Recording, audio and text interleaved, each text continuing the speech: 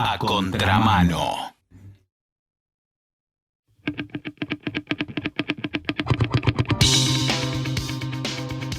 Hoy tenemos una charla más que interesante. Nosotros sabés que abogamos por aclarar de manera bien básica los temas que habitualmente rellenan las conversaciones cotidianas entre nosotros. Uno de esos temas es el de fuga de capitales. Como excusa, una excusa recontra importante, vamos a hablar de un hecho de fuga dramático. Tuvo que ver con el último envío de dinero de parte del FMI a la Argentina antes de la gran crisis del 2001, la que puso en llamas al país. Parece que ese dinero, chefe, desapareció. Eso nos dijo alguna vez el licenciado en Economía Pablo Anino, nos picó mucho la curiosidad y es por eso que estamos en línea con él como para que nos dé todo tipo de detalles. ¿Cómo te va, Pablo? Simón te saluda. Hola, buenas noches, Simón. Buenas noches a toda la audiencia.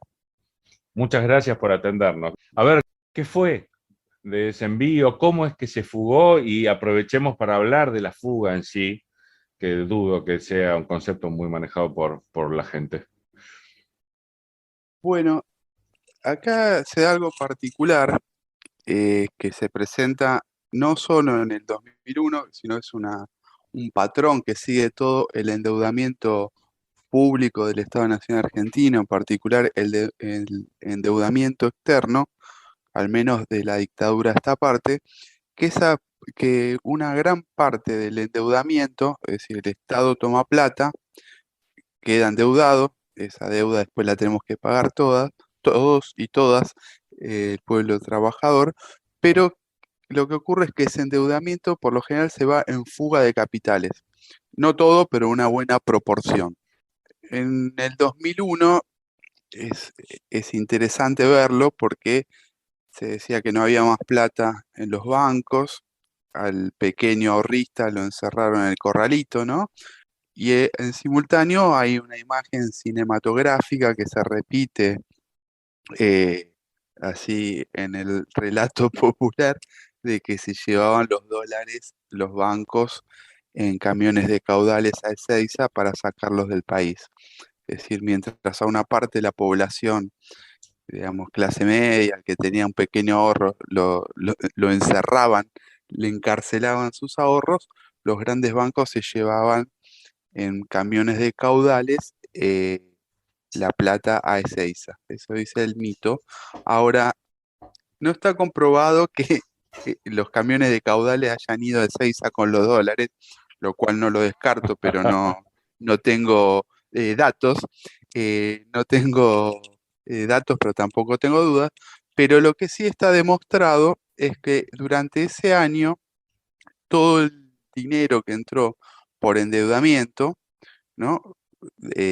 Deuda que tomaba el gobierno de Fernando de la Rúa con el Fondo Monetario Internacional y otros organismos como el Banco Mundial, pero también con bancos privados extranjeros, ese endeudamiento se fugó casi todo.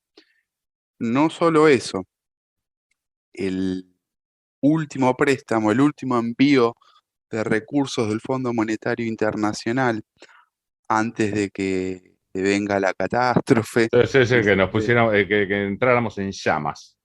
claro, antes y que el Fondo Monetario ayudó, contribuyó a que entremos en llamas, Claro. el último envío de dinero, ese está comprobado, se fugó íntegramente.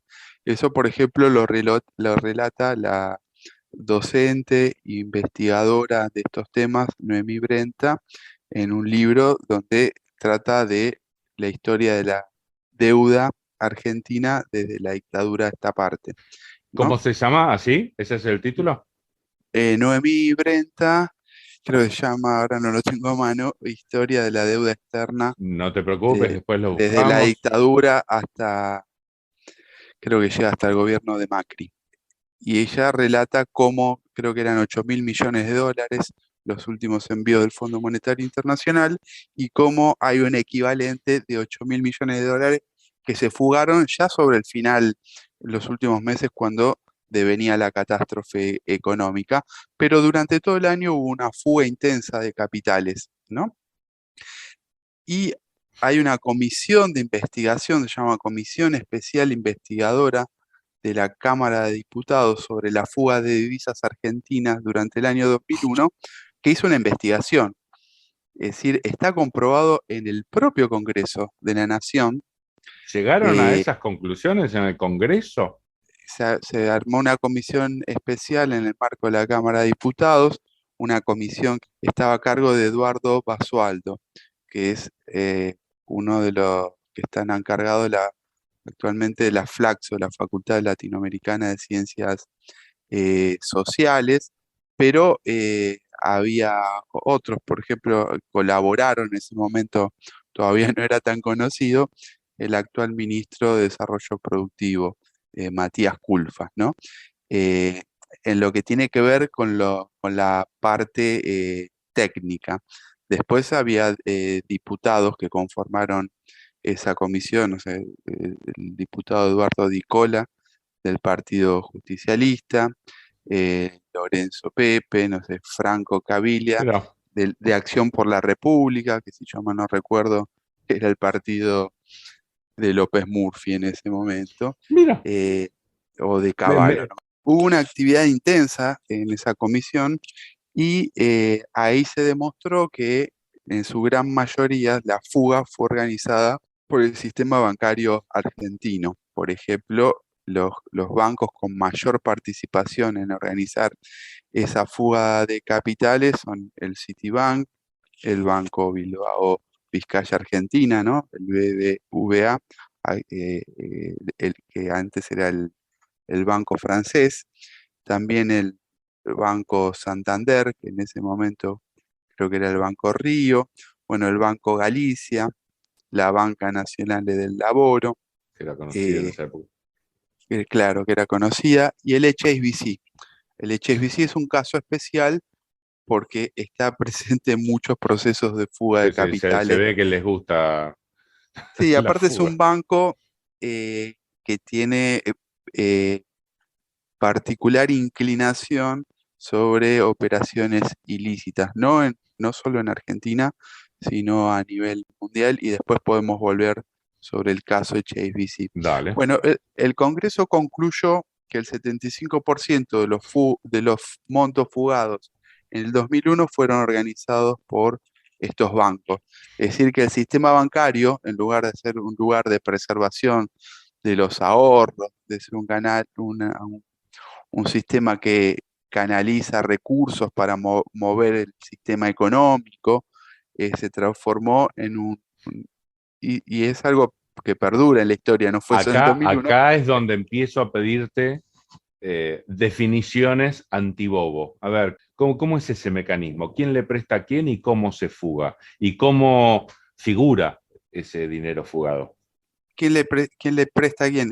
Como decía, el Estado argentino, el gobierno de cada momento, pide prestado al Fondo Monetario Internacional, al Banco Mundial, pide prestado a bancos privados internacionales, no sé, para decir un nombre, pues a la banca JP Morgan, que es uno de los principales bancos estadounidenses y uno de los principales bancos del mundo. El Estado toma esa plata va a parar al Banco Central, en general se constituye como reservas en dólares y muchas veces los pedidos de préstamos es para justificar que se mejoran las reservas del Banco Central para fortalecer la posición contable del Banco Central. Bueno, de hecho está ocurriendo estos días que se está discutiendo un acuerdo con el fondo y con el Fondo Monetario Internacional, y uno de los objetivos es fortalecer las reservas del Banco Central.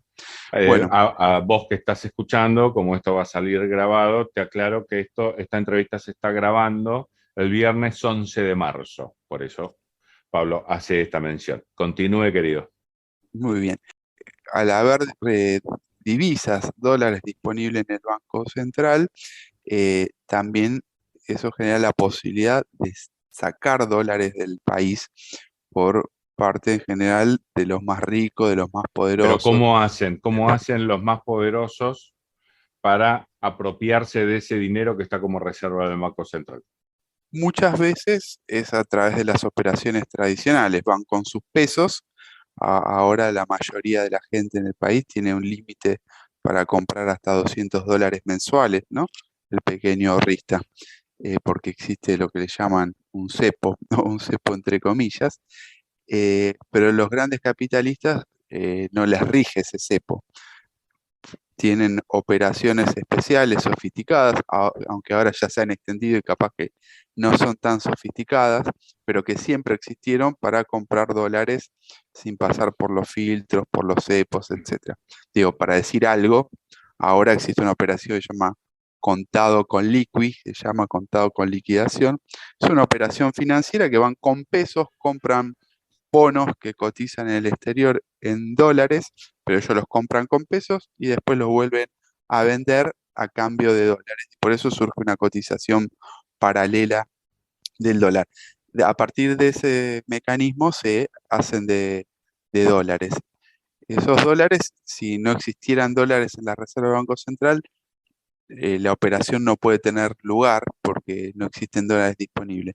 Bueno, en este momento, pero que siempre ocurrió, el Banco Central abastece los dólares para ese tipo de, de operaciones. Eh, pero bueno, en el 2001 no existía cepo, o sea, podían comprar los dólares directamente. Van con sus pesos, compran dólares, en general sabiendo que se viene una catástrofe económica y sabiendo que el dólar va a estar más caro una vez que esa catástrofe económica se desenvuelva, ¿no? Claro. Era muy previsible que hubiera una devaluación. Y lo que Ya hace- debería hacer, si fuera lógico el Banco Central, sería no vender, todo para que me corrijas, lo afirmo, es no vender esos dólares que pidió el préstamo para tener reserva, ¿es así?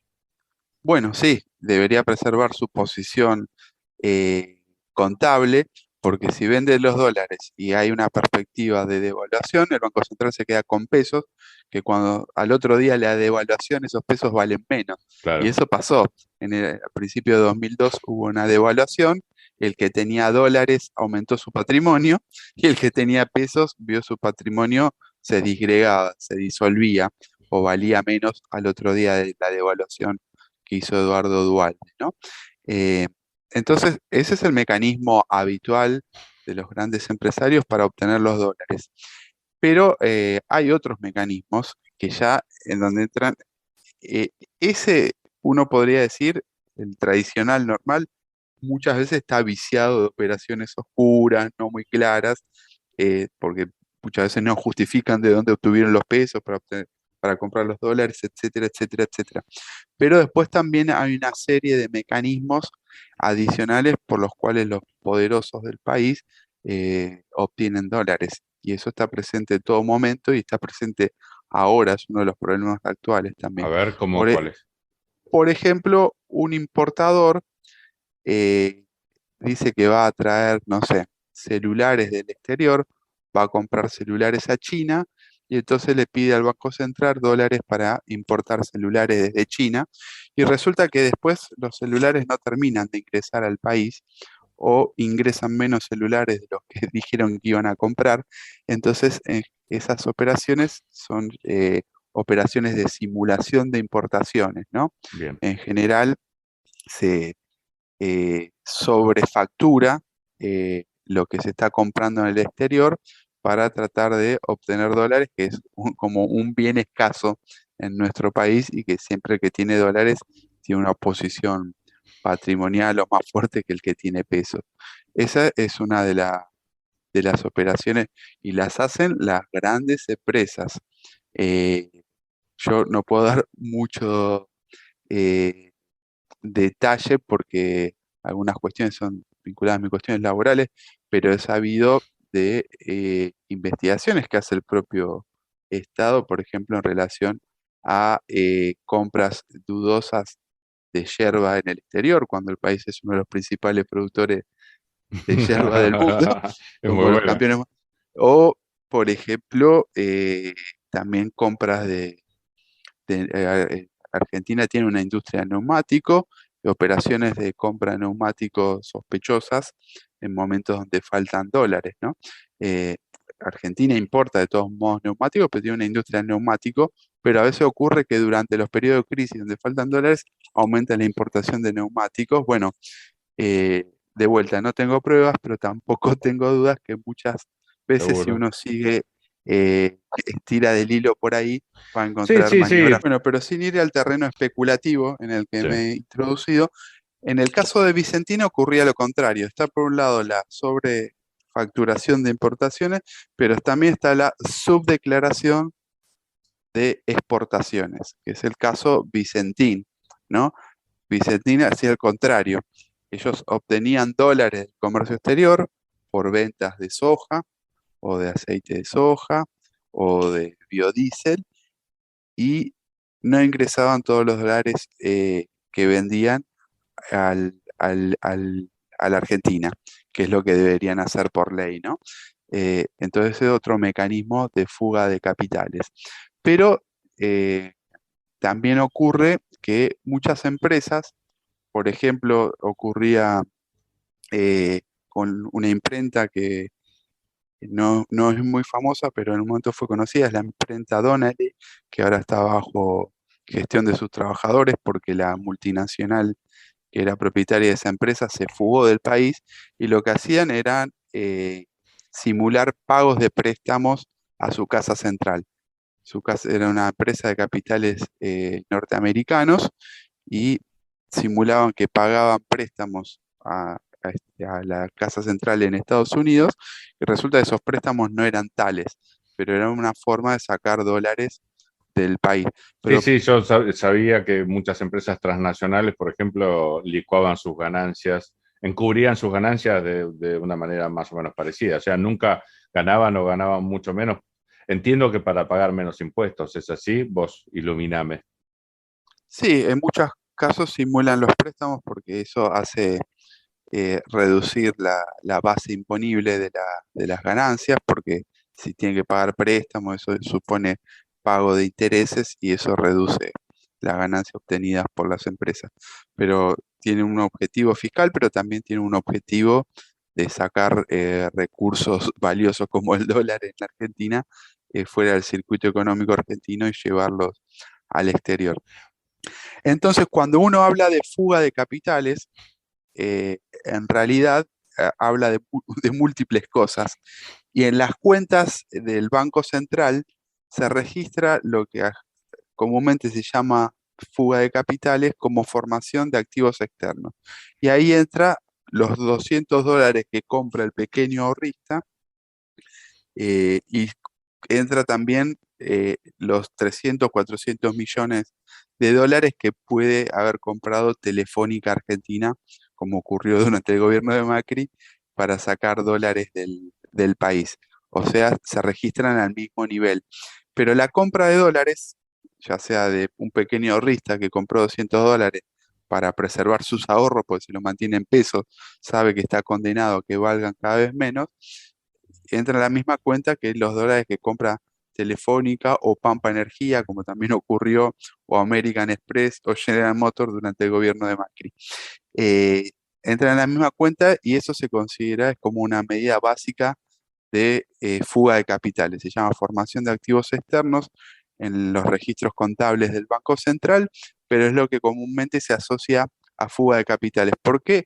Porque aunque estén en el colchón, los $200 que compra un pequeño ahorrista salen como del circuito económico registrado, si Y se quiere. decime, Pablo, para cerrar, entonces, en aquel evento, mientras se prendía fuego el país, los bancos se llevaban los dólares que después le decían a los ahorristas que no tenían y ahí faltaba el control del Banco Central que los tenía que obligar a tener un mínimo como para responder por los ahorros. ¿Es así la historia? Bueno, sí, el, el Banco Central tiene regulaciones y una de esas regulaciones es el encaje bancario. Es decir, que les obliga a los bancos a tener un mínimo de los depósitos. El sistema bancario habitualmente lo que hace es tomar depósitos y esos mismos depósitos lo presta. Paga una tasa de interés, que la tasa de interés pasiva se llama a los depositantes, a los ahorristas, porque eso es un pasivo para el banco, es plata que está en el banco, pero que es de otras personas, y al mismo tiempo con esa plata la presta. Si prestara toda la plata íntegramente, se queda sin recursos en el banco, y si los ahorristas van a buscar la plata no está en el banco. Entonces, para que eso no ocurra, que de todos modos ocurre muchas veces cuando hay corrida bancaria, que la plata no está en los bancos, eh, los bancos centrales de todo el mundo y el Banco Central de Argentina establecen encajes mínimos de activos que tienen que sostenerse en el banco sin prestarse. Y decime, entonces el error del 2001 fue como técnicamente muy bestial, muy elemental, la falta, muy grave, Sí, digamos. bueno, ¿Y estaba, fueron multados, fueron sancionados de alguna manera por haber incumplido con esa norma no, básica? no. Para cerrar la idea, decime, ¿hubo algo en ese evento tan trágico y tan claro del escaso interés que tenían los bancos de respetar a los ahorristas que quieras rescatar? No, lo que quiero rescatar, de vuelta, hubo una comisión especial investigadora en la Cámara de Diputados que corroboró la fuga, tuvo un método para corroborar la fuga, que fue pedir a los propios bancos todo el movimiento bancario del año 2001, y así corroboraron que, eso, que el 75% de la fuga la organizaron los grandes bancos. Esos grandes bancos no fueron sancionados. La deuda de todo ese año quedó a cargo de la mayoría del pueblo trabajador argentino. Es una deuda que también estuvo judicializada y tampoco fueron condenados los responsables. No sé, Domingo Cavallo, Federico Sturzenegger, que en ese momento eran las autoridades eh, económicas, y los damnificados de aquel año fueron los pequeños ahorristas, que después le devolvieron la plata en pesos en contra de aquella promesa de Eduardo Duhalde, que el que tenía dólares Sí, sí. iba a recibir dólares.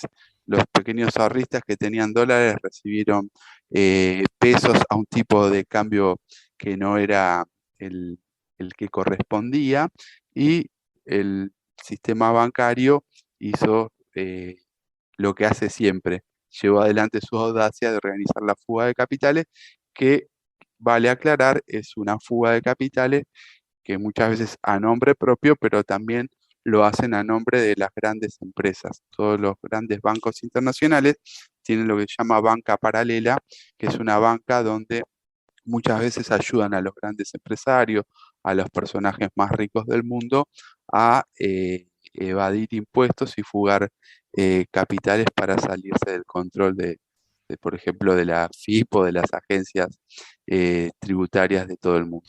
Pablo querido, has sido increíblemente claro y auguro, si tenés ganas, muchas charlas en el futuro, porque creo que a ambos nos interesa mucho difundir este tipo de bochornos, así que charlaremos mucho. Te mandamos un abrazo y te agradecemos enormemente.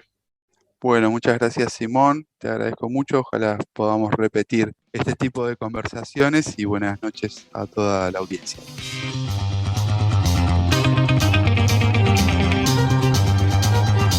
Si no pensás, alguien lo va a hacer por vos. A contramano. Información y reflexión. ¡Espectacular!